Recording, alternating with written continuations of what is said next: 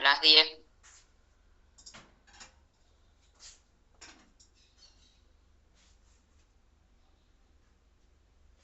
Bueno, vamos a ir empezando. La última clase la habíamos dejado, habíamos empezado con el tema de fisiología de la sangre, habíamos visto todo lo que era los eritrocitos y habíamos dado una pequeña introducción de lo que eran los leucocitos. Nos habíamos quedado un poco en lo que era la formación, ¿no es cierto?, de los leucocitos, para ver un poco, si me deja, la génesis de cómo se forman estos. Entonces, al igual que los eritrocitos, los leucocitos también se van a formar a partir de una célula precursora hematopoyética múltiplo potencial, junto a las células, junto con lo que son las células comprometidas en la formación de eritrocitos. Van a haber dos líneas principales: la línea mielocítica, que comienza en el mieloblasto, y la línea linfocítica, que comienza en el linfoblasto. Los granulocitos y monocitos se forman solo en la médula ósea. Los linfocitos y las células plasmáticas se producen en los diferentes órganos linfógenos, la médula ósea y las placas de Peyer, que están situadas en el epitelio de la pared intestinal. Entonces, la vida de los granulocitos después de que salen de la médula ósea es alrededor de 4 a 8 horas circulando en sangre, y cuando llegan a los tejidos pueden sobrevivir unos 4 o 5 días más.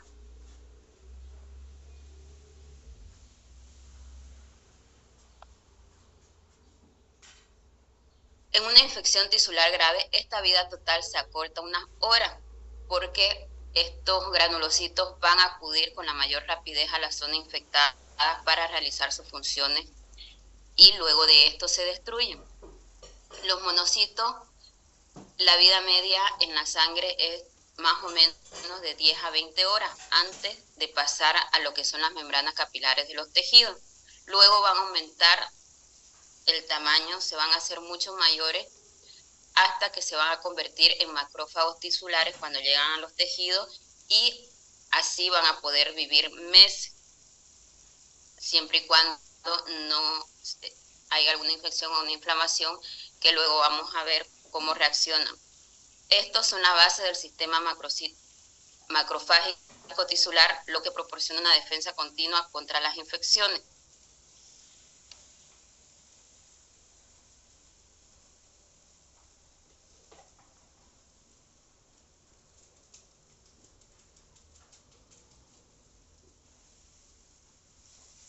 Los linfocitos van a entrar en el sistema circulatorio continuamente junto con el drenaje de la linfa, que ya vimos lo del sistema linfático.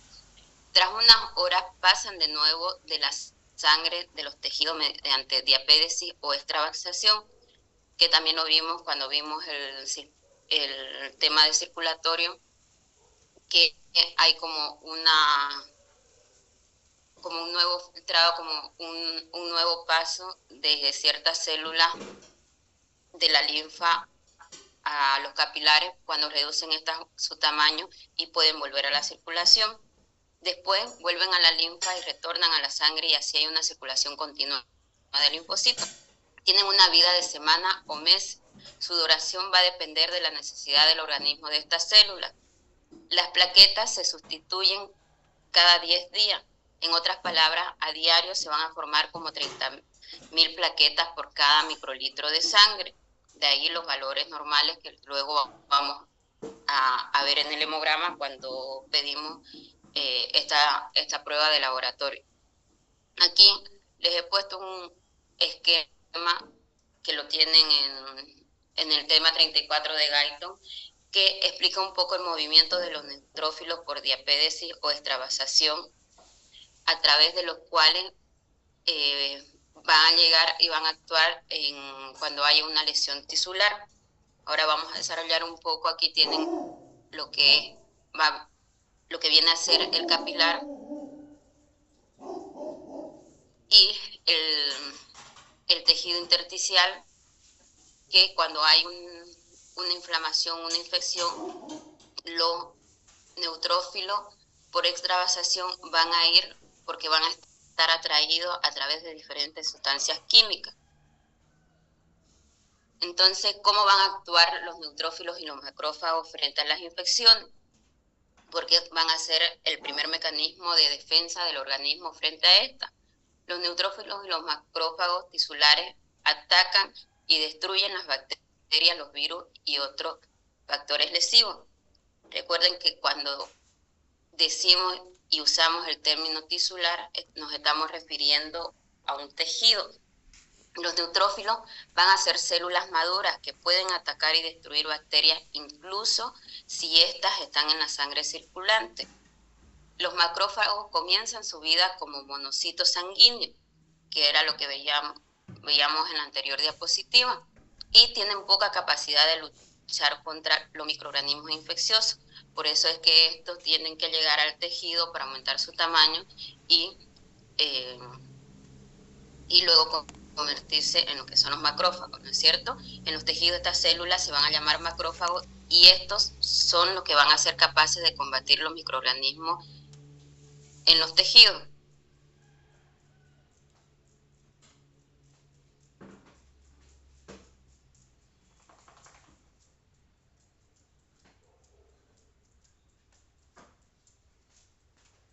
¿Cómo lo van a hacer? Estábamos diciendo de que va a haber como una quimiotaxia, o sea, va a haber una atracción de estos macrófagos desde el capilar hacia los tejidos por un desencadenante químico. Entonces los neutrófilos y los monocitos se van a escurrir entre las células endoteliales y las vénulas postcapilares por diapédesis o extravasación. Estos se mueven en los tejidos por un movimiento ameboide. Los leucocitos son atraídos a las zonas de tejido inflamado mediante quimiotaxia. Los productos que van a producir la quimiotaxia van a ser algunas toxinas bacterianas o víricas, productos degenerativos de los tejidos inflamados, productos de reacción del sistema de complemento activado en los tejidos inflamados y productos de reacción causados por la coagulación del plasma en la zona inflamada. O sea, cada una de estas reacciones que van a haber en el tejido van a liberar ciertas sustancias químicas. Y estas sustancias químicas que tienen las bacterias, la cascada inflamatoria o la coagulación en el plasma que va a estar en la zona inflamada, es lo que va a activar a lo que son los neutrófilos, y por eso se va a producir una quimiotaxia, que es una atracción química de esta célula. Una vez desarrollada la quimiotaxia por los neutrófilos y los macrófagos, se va a producir otra función importante, que es la ingestión celular del agente ofensivo. Esto va a ser lo que es la fagocitosis. Los fagocitos deben seleccionar el material que van a fagocitar. De otro modo, podrían ingerir células y estructuras normales del cuerpo, como pueden pasar en algunas patologías, que lo vamos a ver después, y también lo van a desarrollar cuando lleven la materia de fisiopatología, como cuando hay una desestructuración o un mal funcionamiento de los neutrófilos y los macrófagos, esta fagocitosis se ve alterada y es cuando estos fagocitos van a empezar a destruir también las células normales del organismo, pero de forma fisiológica estos fagocitos van a identificar y van a seleccionar cuáles son las células que tienen que fagocitar o que tienen que hacer la ingestión celular para justamente evitar no ingerir las células, estructuras o moléculas normales del organismo. ¿Cuáles son las estructuras naturales en los tejidos que van a fagocitar? Van a existir en la superficie de los tejidos unas estructuras que se van a resistir a los fagocitos. Por eso es que los neutrófilos y los macrófagos no van a ingerir las células normales. porque las células normales del cuerpo en su superficie van a tener ciertas estructuras para que estas células las identifiquen y no se las coman, por así decirlo. Estas superficies suelen ser lisas. En cambio, si la superficie es rugosa, va a aumentar la probabilidad de fagocito. Las sustancias naturales tienen cubiertas proteicas protectoras que repelen a los fagocitos. Los tejidos muertos y las partículas extrañas no van a tener estas cubiertas protectoras, lo cual van a hacer que aumenten los fagocitos. Entonces, ¿cuál va a ser la diferencia entre las células normales y las células que se van a poder fagocitar? Va a ser, uno, la característica de la superficie, que las células normales van a tener una superficie lisa, y la otra, de que van a estar cubiertas por una proteínas protectoras, y por eso no se va a producir la fagocitosis en las células normales. En cambio, los virus, las bacterias, las células inflamatorias y las cascadas de coagulación no tienen estas características. Y así los neutrófilos, los macrófagos, pueden realizar la fagocitosis de esta. El sistema inmunitario va a producir anticuerpos frente a los microorganismos infecciosos como las bacterias. Los anticuerpos se van a adherir a lo que son las membranas bacterianas y hacen a las bacterias susceptibles a la fagocitosis. Este proceso por el cual se selecciona un patógeno para fagocitosis y destrucción se llama oxonización.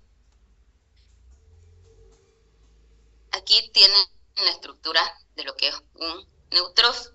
Entonces, ya saben que es un polinuclear, entonces va a tener varios gránulos en su interior, los cuales unos van a poseer lisosoma, otros fagosoma, otros van a tener tejidos de granulación donde se van a secretar diferentes células, el cual va a permitir que funcione para la fagocitosis y luego va a funcionar para lo que es la exocitosis, que es otra función que vamos a ver luego, donde se va a hacer un desecho de estas células que se han fagocitado.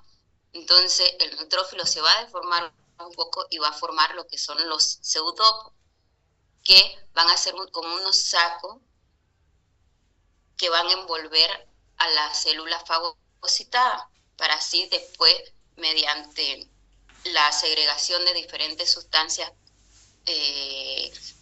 tóxicas, proteicas, van a poder destruir a lo que es el fagocito, o sea, lo que son los virus, bacterias o a lo que esté atacando ese neutrófilo, para luego destruirlo y que sea fácil su eliminación y pasa al torrente circulatorio para que luego sea desechado.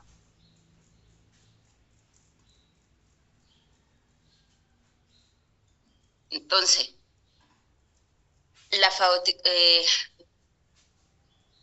los neutrófilos que entran en los tejidos van a ser células maduras que pueden comenzar inmediatamente lo que es la fagocitosis.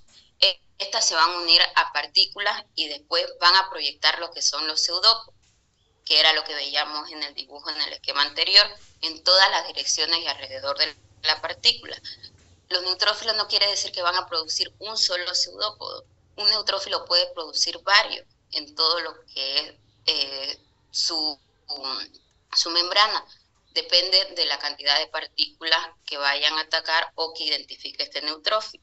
Entonces, estos se van a encontrar entre sí en el lado opuesto y se van a fusionar, creando una cámara cerrada que va a contener lo que es la partícula fagocítica.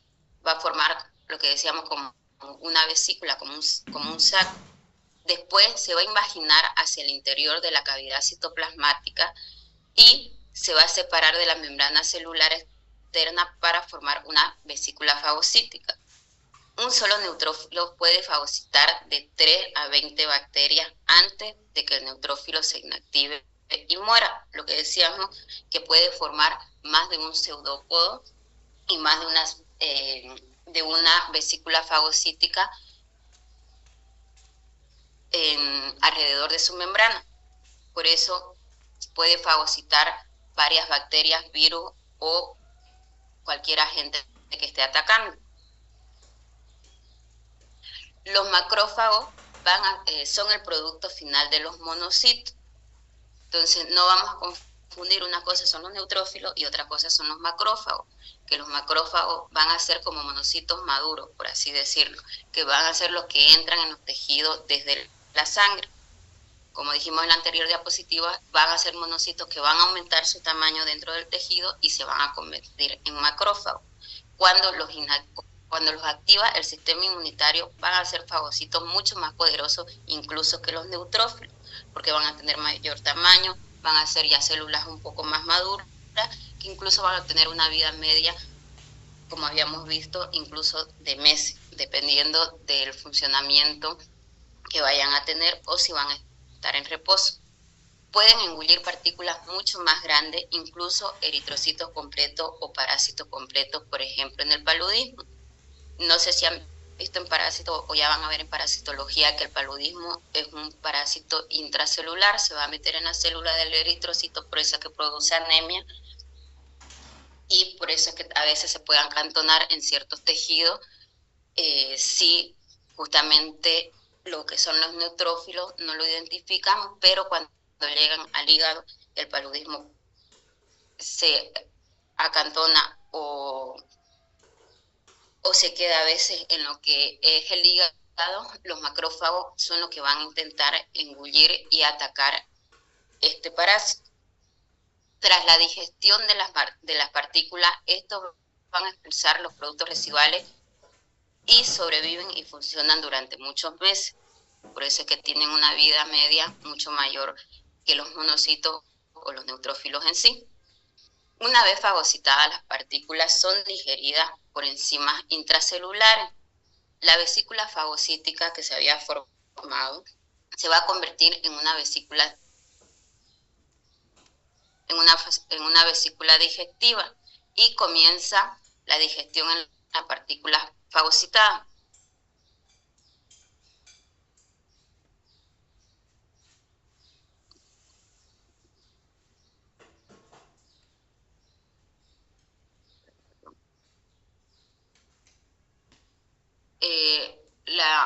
Los neutrófilos y los macrófagos contienen abundantes lisosomas llenos de enzimas proteolíticas, equipadas para digerir bacterias y otras proteínas extrañas. Los lisosomas de los macrófagos contienen grandes cantidades de lipasa que van a digerir las membranas lipídicas gruesas que tienen algunas bacterias, como el bacilo de la tuberculosis. Por eso es que cuando vean el tema de tuberculosis, ¿sí?, lo van a ver, al principio lo van a tocar un poco en micro y luego lo van a profundizar en otras materias. Van a ver que el mecanismo de defensa, por así decirlo, o la línea de defensa que va a atacar a lo que es el Mycobacterium tuberculoso va a ser los macrófagos.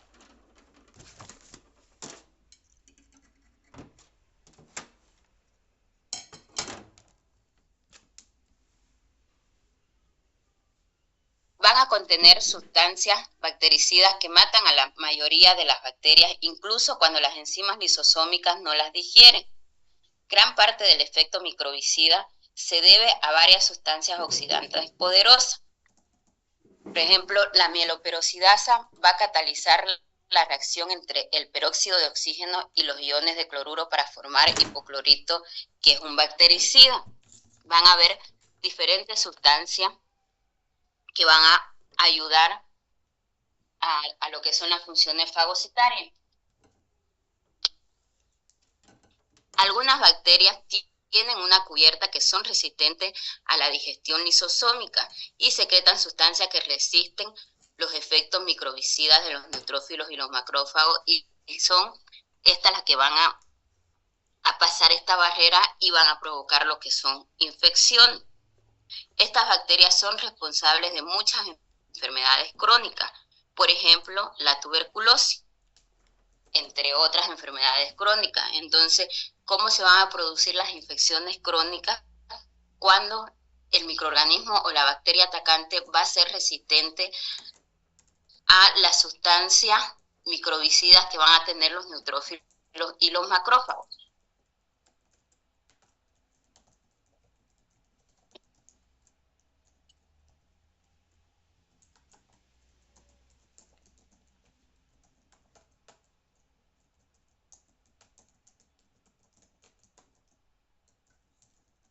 Existe un sistema que es el sistema monocítico macrofágico, o más conocido como el sistema retículo endotelial, que esta va a ser la combinación total de lo que van a ser los monocitos, los macrófagos móviles, los macrófagos tisulares fijos y las células endoteliales especializadas que existen en la médula ósea, el vaso y los ganglios linfáticos, que ya saben que son los órganos linfoides, pero también son los órganos que van a producir a diferentes células de la serie blanca.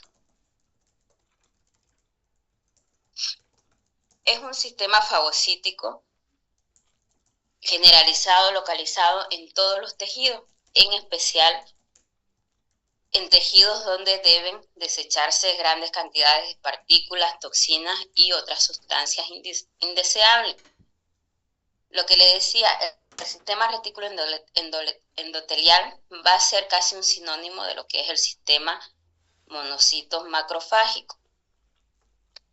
La piel es prácticamente impermeable a los microorganismos infecciosos, salvo cuando estos se rompen.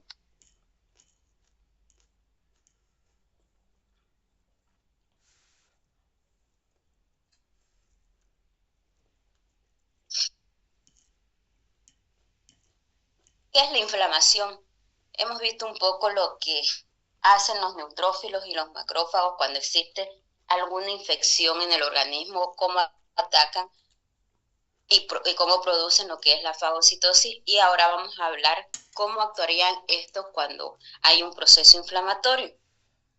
Inflamación se caracteriza por una vasodilatación de los vasos sanguíneos locales con el consiguiente exceso de flujo sanguíneo local. Va a haber también un aumento de la permeabilidad de los capilares que permite la fuga de grandes cantidades de líquido hacia los espacios intersticiales, que es lo que va a producir el signo característico que nosotros vamos a ver en la inflamación, que es el edema o la hinchazón, si quieren decirlo, en el sitio donde se produce. La coagulación del líquido en los espacios intersticiales por aumento en las cantidades de fibrinógenos y otras proteínas. Va a haber una coagulopatía. También va a existir una migración de un gran número de granulocitos y monocitos al tejido afectado, la tumefacción de las células, y va a haber una tumefacción de lo que son las células tisulares, o sea, las células que están en los tejidos. Un resultado final de la inflamación es aislar la zona lesionada del resto de los tejidos. Los espacios tisulares y linfáticos de la zona inflamada se van a bloquear con coágulos de fibrinógeno. Hemos dicho que en la inflamación va a haber una cascada de la coagulación para producir coágulos de fibrinógeno y poder aislar y bloquear esta zona inflamada. Por eso es que en las zonas de inflamaciones vamos a ver también lo que son los hematomas. Este proceso de tabicación retrasa lo que es la diseminación de las bacterias y productos tóxicos. La intensidad del proceso inflamatorio suele ser proporcional al grado de lesión tisular que exista en dicha zona. ¿Qué van a hacer entonces los macrófagos y los neutrófilos durante la inflamación? Al comenzar la inflamación, los macrófagos ya presentes en los tejidos van a comenzar también sus acciones fagocíticas. El primer efecto va a ser el aumento del tamaño rápido de los macrófagos y de los neutrófilos. Los macrófagos se hacen móviles formando la primera línea de defensa frente a la infección durante la primera hora o más. Recuerden que las infecciones también producen inflamación. El número de estos macrófagos movilizados no es a menudo grande, pero puede salvar la vida del paciente en el momento agudo. Por eso es que decimos que son la primera línea de defensa. ¿Cuál sería la segunda línea de defensa? Va a haber una invasión de lo que son los neutrófilos en la zona inflamada. Los primeros que van a actuar hemos dicho que son los macrófagos, pero luego van a llegar también lo que son los neutrófilos a la zona inflamada y van a comenzar a invadir la zona inflamada desde la sangre, donde van a realizar las siguientes reacciones. Va a haber una marginación, que es donde hay mayor expresión de las moléculas de adhesión que reaccionan con moléculas en los neutrófilos. Hacen que estos se van a pegar a las paredes de los capilares y de las vénulas. Esto va a ser lo que es la marginación o aislamiento de las moléculas.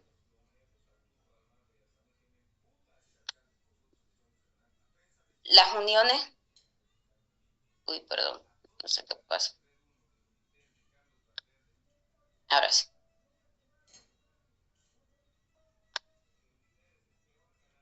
Las uniones intercelulares entre las células endoteliales se aflojan, lo que dejan aberturas grandes para que los neutrófilos avancen a través de los capilares por diapédesis hacia los espacios tisulares. Ya saben que el término diapédesis también es lo que decimos extravasación. Van a provocar entonces los neutrófilos la quimiotaxia hacia los tejidos lesionados, que ya vimos que la quimiotaxia se va a desarrollar en la atracción de un neutrófilo por las sustancias químicas que segregan o liberan lo que son las células que están atacando, las bacterias, virus y las demás células. Entonces, va a haber lo que es una extravasación, que es el proceso completo de translocación de neutrófilos a través de los capilares a los tejidos que los rodean. Y la diapédesis va a ser un paso más específico de las células sanguíneas por las paredes intactas de los capilares, aunque si se dan cuenta son más o menos sinónimos, solamente que la diapédesis nos referimos a algo un poquito más específico, pero habitualmente se utiliza un término, ambos términos independientes del otro. Después de que comienza la lesión tisular, la zona está bien suplida de neutrófilos. Los neutrófilos sanguíneos ya son células maduras, preparadas para comenzar de inmediato sus funciones de limpieza, matando lo que son las bacterias, virus y produciendo daños.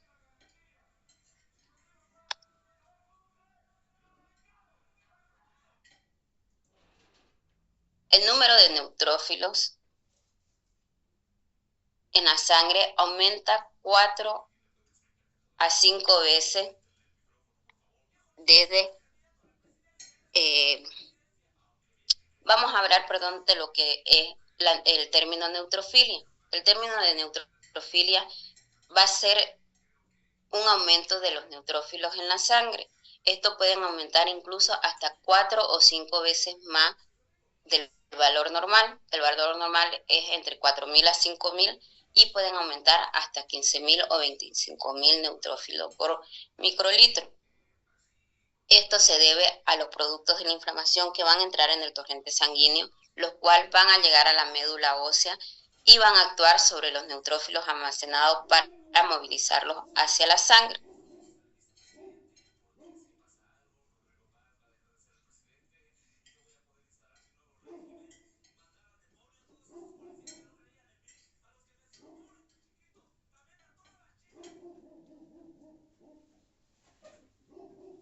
Vamos a tener una tercera línea de defensa si la primera y la segunda no han sido suficientes. Los monocitos van a entrar en el tejido inflamado y van a aumentar de tamaño hasta convertirse en macrófagos. Entonces, la primera línea de defensa que teníamos, hemos visto que son los macrófagos. Luego van a ser los neutrófilos. Y si estos no fueran suficientes para controlar lo que es la inflamación o la infección, vamos a tener una tercera línea de defensa que van a ser los monocitos que estaban en la sangre, que van a entrar a este tejido que está inflamado, y ya saben que cuando entran a los tejidos van a aumentar su tamaño para convertirse en macrófagos y así cumplir con las características de esto. El número de monocitos en la sangre circulante es bajo, entonces el aumento de macrófagos en la zona del tejido inflamado es mucho más lento que el de los neutrófilos y va a necesitar varios días para ser eficaz. No son como los macrófagos que ya estaban en este sitio. Esto necesitan pasar el proceso de aumento de tamaño y de maduración para poder cumplir su función. Entonces, esta reacción es un poco más lenta. Los macrófagos pueden fagocitar muchas más bacterias y partículas mucho más grandes que los neutrófilos y van a desempeñar una función importante en el inicio del desarrollo de lo que son los anticuerpos.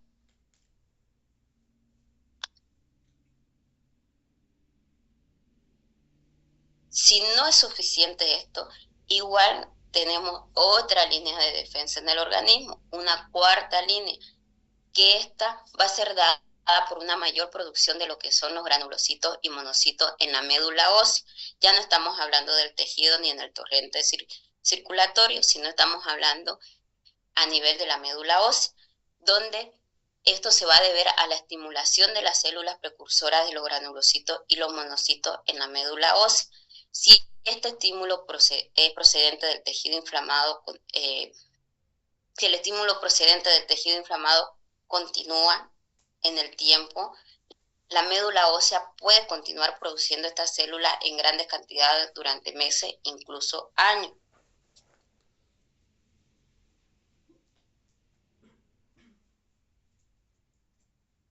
Por lo cual vamos a tener un control por retroalimentación. Esto va a ser dado por los factores de los macrófagos. Los macrófagos van a tener 5 diferentes tipos de factores. Va a estar el factor de necrosis tumoral, la interleucina 1, el factor estimulador de colonia de granulocitos monocitos, el factor estimulador de colonia de granulocitos, propiamente dicho, y el factor estimulador de monocitos.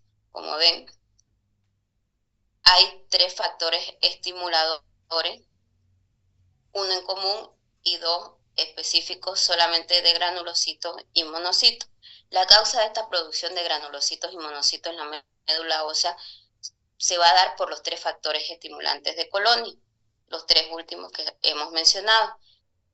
Y la combinación de lo que son el factor de necrosis tumoral con estos 3 factores estimuladores de colonia van a constituir un poderoso mecanismo de retroalimentación que conduce a la formación de leucocitos defensivos que van a ayudar a eliminar la causa de la inflamación. Como son factores estimuladores de colonia, lo que van a hacer va a producir mayor cantidad de granulocitos, mayor cantidad de monocitos. Esto conforme siga el estímulo en lo que es la médula ósea. Todos estos factores y estas sustancias la tienen que saber o se la tienen que sonar o le tienen que sonar porque cuando vean ciertas patologías van a ver que se va a hablar de que va a haber una estimulación de lo que es el factor de necrosis tumoral y de los factores estimulantes de colonia. Y es por este motivo, porque va a haber una retroalimentación para poder combatir las distintas enfermedades que puedan producirse en el organismo. ¿Qué va a hacer el pus? La formación del pus o la sustancia purulenta que tenemos en las distintas infecciones se va a dar cuando los neutrófilos y macrófagos engullen un gran número de bacterias y tejido necrótico. Casi todos los neutrófilos y macrófagos se mueren. Entonces va a ser como, si quieren verlo, productos de desecho. Todas las células que se han muerto y que se han desechado es lo que va a producir el pus. Entonces el pus contiene porciones variables de tejido necrótico, neutrófilos muertos, macrófagos muertos y líquido tisular.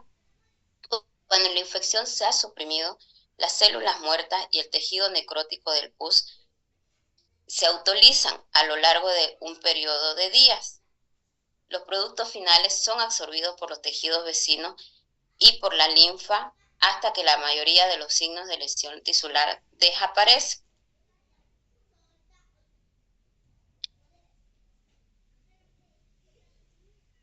Eso sería más o menos la función que tienen tanto los macrófagos como los neutrófilos, que hemos dicho que son los leucocitos, los polimorfos nucleares. Ahora vamos a hablar de los mononucleares, que son más sencillos a la hora de explicar porque tienen funciones un poquito más específicas y no son tanto la primera línea de defensa, por así decirlo, como lo son los macrófagos